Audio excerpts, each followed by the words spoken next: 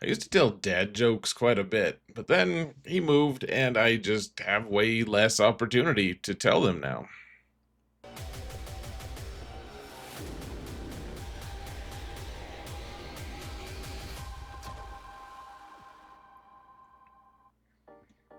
Hello, everyone, and welcome to another episode of Zareth Prevails. Today, we're going to talk about best 3v3 offensive teams in all the land. There's a lot of interesting things going on. Let's talk about them, and then in my follow-up video, the video that's going to be released at the exact same time as this one, I'll be talking about the best defensive teams. The link is found for that one in the video description, or you can watch this entire video, and at the end, you'll be able to click the link to go to that one. So, anyways, huge shout out to my patrons. You guys are awesome. Thank you guys so much for your support. And if you want to support this channel for free, folks, just a friendly reminder that all you have to do is hit that thumbs up button, like, subscribe, comment.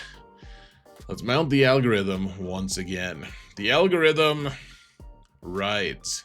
Will you mount it? I don't know what that means, guys.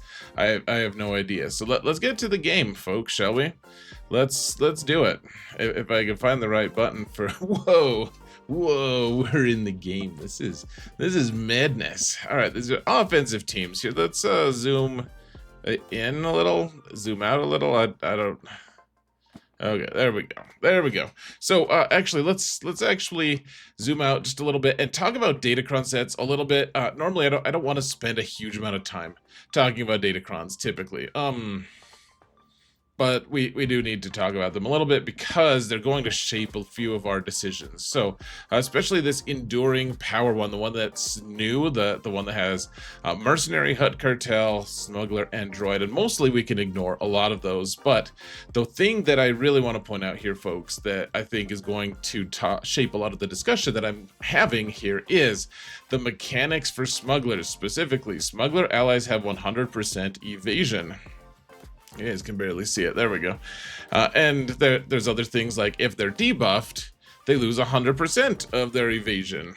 So if they have any kind of debuff, they lose it, but there are ways for them to get it back. And so it's worth discussing that and paying attention to it. The rest of them, we can mostly, I mean, not ignore exactly, but they're just not as transcendent and amazing as that one. And I guess I wouldn't even say they're transcendent. They're just, there's something we need to be paying attention to. So for offense here, folks, what are we doing here? So now my main account, which I have spent no money on for farming the new Galactic Legend, now has the new Galactic Legend, which turns it into a much more real situation and circumstance that people in at least Kyber are going to start having Galactic Legend Ahsoka Tano.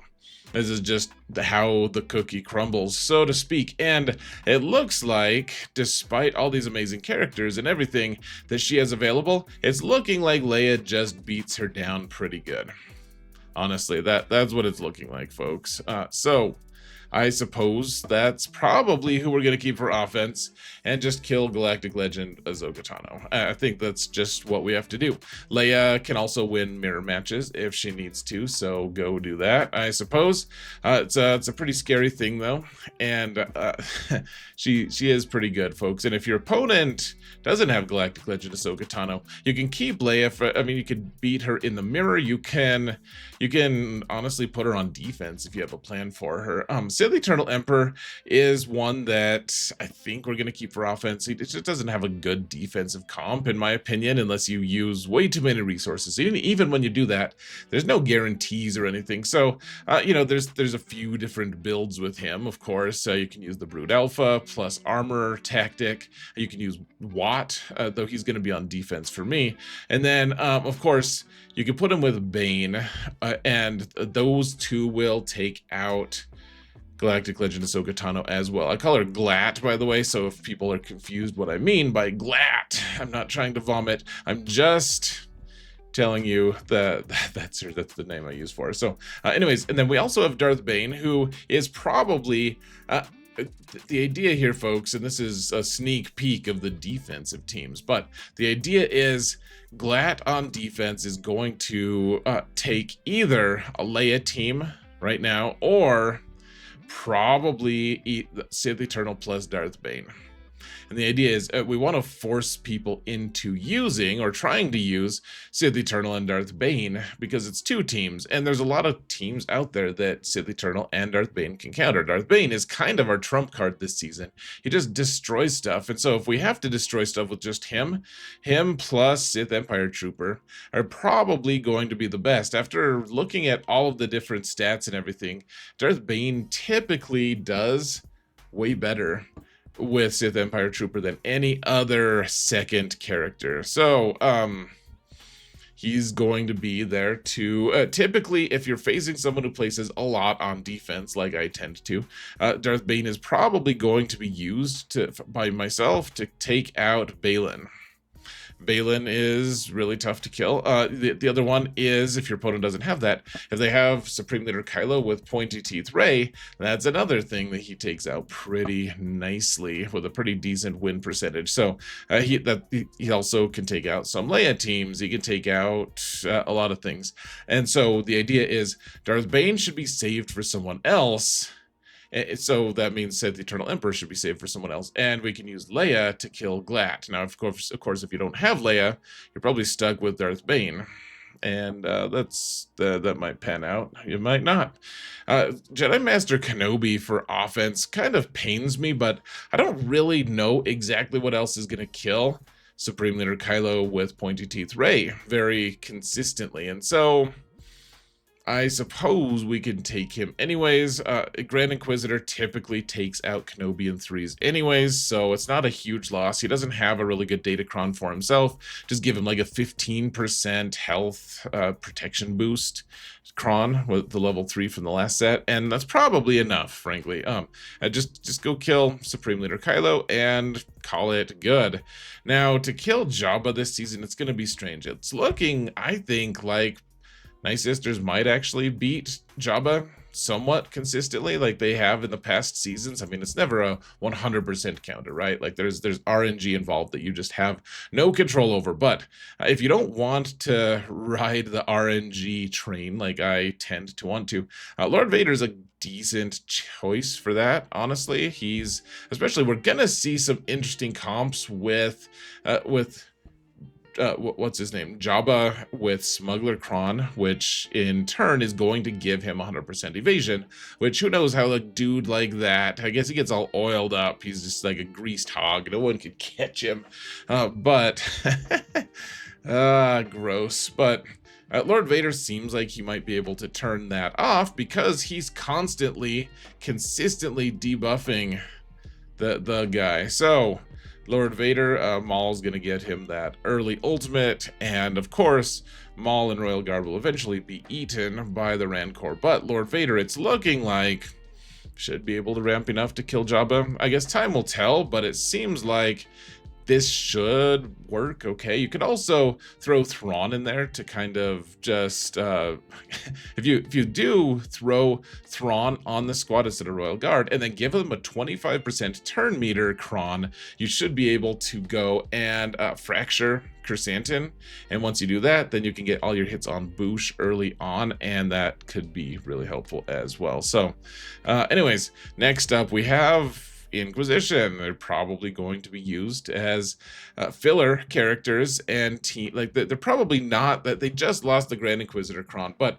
they're not going to be on defense really because Malgus just kills them so nicely, and they do counter things like Jedi Master Kenobi. If your opponent places them on defense, they might be able to. I'm really interested to see this season, how do they do against Pointy Teeth Rey? My guess is not that great, but we'll have to just find out for ourselves, guys. It's an age of adventure and such. So all right, we've got Dark Trooper Moff Gideon, and normally I don't really care much about this team. It's like, yeah, we could use it or not, or whatever you guys want to do, like the stupid vultures in Jungle Book. What you want to do? I don't know. What you want to do? Like, I don't really care about these guys. They're a what you want to do team. But the thing you want to keep in mind here, folks, and it doesn't always have to be Dark Trooper Moff Gideon, as long as you have Moff Gideon here, and this was a great tip by my buddy Tom, who is always helping me with these lists, at least in generalized ways. But he mentioned that Moff Gideon has that permanent debuff that he applies to everyone until he dies, and that works against smugglers. So this is a great team against, like, Dash is going to be tough to beat, right? And it's going to be tough to beat different, there's a lot of teams that are going to be tough to beat from the smuggler cron, because people are going to try to overload their defenses with 100% evasion, which is 100% dodge, right? Like, they don't want to be able to be hit. And Moff Gideon turns that off. He's just like, okay, like, stop with that nonsense. I will just kill you now. And so this team is going to end up being a pretty nice specialist team, I think. Otherwise, we could use like a Thridian team, like with Thrawn lead. And I mean, if we're not using Thrawn with Lord Vader to take out Jabba, for instance, we could use Thrawn lead, Moff Gideon, and like Magma Trooper, something like that. That has, with the Magma Cron, with fear and all of that, that probably works against a lot of scoundrel smuggler teams out there. So should be nice. Another team that works really nice against them is going to be I can't talk today, folks, but the Guns. They do so many passive debuffs that those stinking smugglers aren't going to be able to maintain their evasion for very long. I mean, you can throw them on defense too, and honestly, they're beatable at this point, right? Obviously, they're beatable, but they're not. They're decent on defense. You could throw them on defense. I think I actually included them on the defensive teams list as well as an alternative, but just keep in mind, these guys are going to be good at hunting smuggler teams this season, I think. You don't have to use Tarpals. You can use the shield dude if you want. Poor Boomadir just gets set on the bench, which honestly, that's where frogs kind of belong, if we're all being honest. Now, Darth Traya is going to be another one that beats smuggler teams really nicely. It also beats frogs really nicely. Coinkydink that I put her right next to the frogs? I think not. Best to let those frogs feel a little fear. Traya's gonna eat their legs if she can. But anyways, which is kind of messed up because she doesn't, given the lack of appendages that she already has, you would think she would be a little more conscientious about the lack of appendages she will bestow on others. But I digress. So Traya is just gonna beat all the things again. She'll beat Inquisition, she'll beat the gun team, she'll beat all the different smuggler teams because she's able to passively, I mean, Nihilus, if you have his Zeta, which isn't like the very best Zeta, but he's going to be passively applying debuffs to people over time. And you can put the isolate from Traya on one of them. I mean, this team is just too good to, I don't think you could put it on defense, I guess, if you're really desperate for teams, you could put it on defense, but at this point I feel like on offense is just, you can get good efficient banners from it. It's so effective. Why wouldn't you just keep it on your offensive arsenal, to be honest? It seems like the better choice. Now Aphra, I put HK47 here more as I don't think he's going to be the third party member, because in threes you really want BT1 and 000 here, just so Aphra gets her bonus 100% turn meter at the start of her round, because you get 50% for each component of BT1 and 000. So I think we'll just be using this trio, and what will we be using them for? Who knows, man? Not much. They'll be okay. I don't really have much hope for them. BT1 is, we could use a BT1 cron, which is droids, which is great, or we could use a mercenary cron, because Aphra is a mercenary.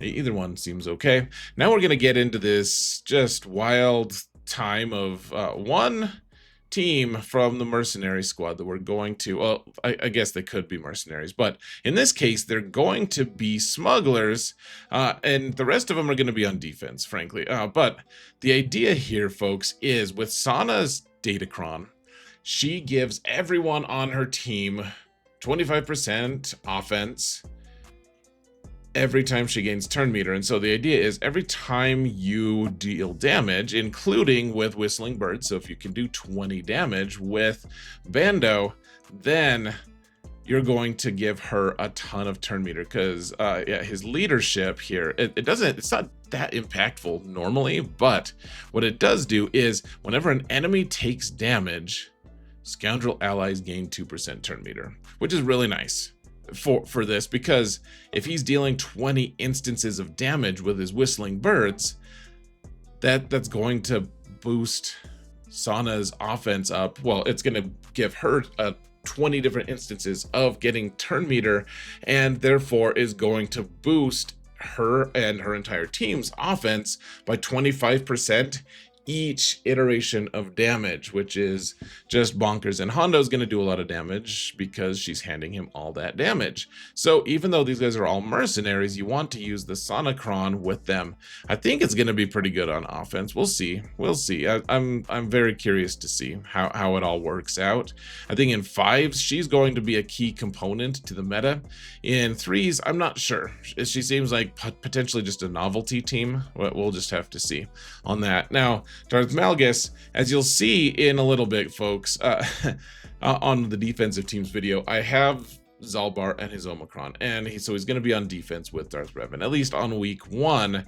On week 2, who knows? We might have to make some adjustments to our offense and defense. We usually do need to, but until then, we'll keep Malgus, and we'll put the 4th best character from Sith Empire on the team with Bastila Shan, and they can take out some scoundrels or smuggler teams, I mean, because she can passively debuff people, and Malgus can as well, I believe, and so can Malak. If they hit him, then he's going to fear them at least, and so you're going to be able to get a lot of debuffs out on people. Also, I'm curious to see if this is actually a team that can beat that Darth Revan Zalbar mission squad in one shot, because you have a lot of tanking power, and I just don't think you're going.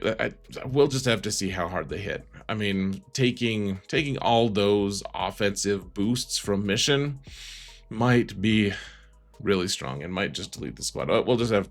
I'm saying that a lot, folks. This season seems pretty uncertain to me. Uncertain. Insert here. Insert in. All right. So we have Bo-Katan, and the idea here, folks, is. Last season, last 3v3, we used Darth Revan lead Malgus all the time to kill Great Mothers, and that worked really nicely. It was very consistent. It felt great. But now Darth Revan is with that stupid Wookiee, and therefore, we don't have Darth Revan as a counter to that squad. I don't think Malgus is going to be the answer to Great Mothers. I think that Bo-Katan might end up being the answer to the Great Mothers team. It has an 80% win rate in Kyber against Great Mothers. We'll have to see. There's that again. There weren't a ton of instances of people doing that. But it did seem there were enough instances that it looks pretty consistent.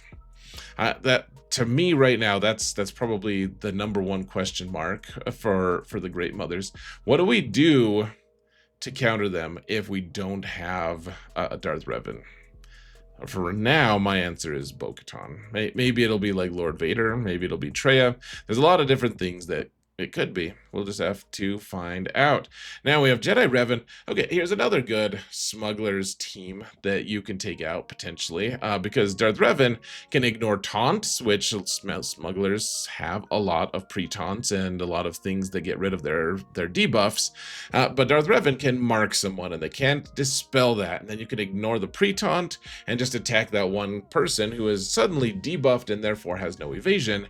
And so the Darth Revan team, Jedi Revan team, can march on. And Jedi Cal has a really nice mercenary cron as well, and of course it only applies to him. The other two cannot be bought for money, but he can apparently. And even as a Jedi Knight, he's like, yeah, I'll do what you want, man, just pay me some cash.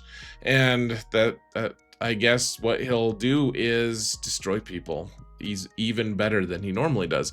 In 5s, he probably ends up going with Jedi Master Luke, but I don't want to do that this time, guys. That might end up, Jedi Master Luke might end up being the way we counter Supreme Leader Kylo with pointed teeth, right? I'm not sure. But for now, we're just going to set a real low bar for this Jedi Revan team and try to kill some smugglers, I guess. Or I mean, this team will also pretty easily take out a Finn Zori team, right? So, okay. We should just admit it by now. Starkiller just should probably go with Seer and Malicos. Unfortunately, the case I would love to keep using Palpatine, Mara, and Starkiller as their own squad to counter Rey, but Rey is now going to have Ezra on her team, or potentially Nest this season. I think Nest seems she might just be killed too easily. There's not anything that's really super boosting her stats, so but we would like we'd like her to die as well. So if Nest is there, if Baby Cal is there, whoever the third is, Ezra, this is the most consistently winning combination to beat that team without using a Galactic Legend, and I don't see why we should split them up and take risks of losing the entire squad, or at least parts of it if we split it up, and not actually get anything for it. So this is probably our Rey counter for this season once again. Adrad, who knows, man? He's just gonna be doing high-grade fish stuff. There are still a lot of Imperial Trooper Crons out there being used by people. People are gonna be putting Iden down. They're gonna be putting I didn't know what else down. All sorts of random crap. People love to put Dark Trooper Moff Gideon down because they're like, I don't know what to do with him. And it's like, cool, I know what you do with him. You lose to people who use Adrad. So Adrad will do stuff. Wampa, will he be able to kill that Darth Revan Zalbar mission team? There's a huge debate out there about if this is going to work. I don't think it will. I think they're going to have too much ability to damage Wampa, frankly. So we'll see. Now we have Night Sisters. If they can't kill Jabba, which obviously is a fairly high bar, killing a Galactic Legend, if they can't do that, they'll probably just sit the whole season out, frankly. We might end up putting Marin on defense instead of Spirit with the Great Mothers on defense. But for now, hope lives eternal. We're certainly going to Springs Eternal. It does something eternally. And we're going to use these guys on Jabba and see if it works, folks. I don't know if it's going to work, but we'll hope it does. Palpatine and Mara Jade and Mike Magma Trooper. This is probably not a team I will ever use in the history of ever. I'd have no idea why I constructed it, other than it feels like a waste not to include Palpy with Mara Jade. And Magma Trooper is a decent candidate because he has AoE Fear on his Datacron. And then we have the more classic Troopers team, which, I mean, they have a Troopers Datacron. They can do some stuff. It's just, it feels like they can't do stuff. Frankly, who are we kidding, folks? Like, what are they gonna do? What stuff will they accomplish? They might kill like CLS or something if your opponent's dumb enough to put him on defense, which I guess I kind of am dumb enough because that's one of the defensive teams. Anyways, folks, that's it for this portion of the video. So go watch the defensive teams video. Tell me what you think. I hope you have a great season. I went 8-1 last season. How did you guys do? Let me know in the comments. What teams am I missing? Maybe there's something that is just so overpowered that I'm missing, and I need to be considering it. Guys, thank you all so much for watching, and remember that in all things, Zareth prevails. Take care, folks.